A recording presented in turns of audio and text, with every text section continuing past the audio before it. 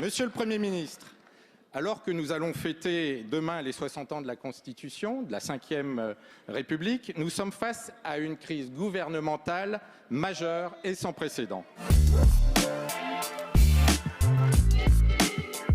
En un peu plus d'un mois, deux ministres d'État, les numéros 2 et 3 de votre gouvernement, ont démissionné dans des conditions proprement hallucinantes. Nous avons d'abord eu un ministre de l'Environnement qui démissionne en direct à la radio.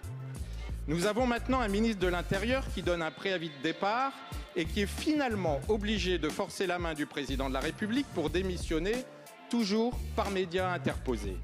Pire, nous apprenons, monsieur le Premier ministre, que vous n'êtes au courant de rien.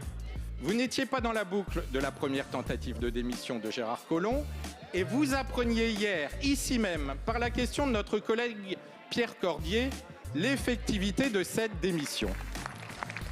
Toute cette cacophonie traduit une improvisation totale, un amateurisme sidérant. Depuis le début du quinquennat, ce sont 7 ministres qui ont quitté votre gouvernement, dont 3 ministres d'État. Alors, monsieur le Premier ministre, comment comptez-vous reprendre la main sur vos équipes ? Dans ce contexte délétère, comment espérez-vous conduire l'action d'un gouvernement qui est devenu une véritable auberge espagnole où chacun entre ou sort comme il le veut ? Comment espérez-vous répondre à la persistance de la menace terroriste, à la crise migratoire, à la baisse du pouvoir d'achat qui plombe les Français, alors que votre gouvernement se délite ? Monsieur le Premier ministre, les démissions de Nicolas Hulot et de Gérard Collomb ont en commun le constat d'un président de la République qui n'écoute plus personne. Entendrez-vous, dans ce contexte, la colère des Français qui grondent ?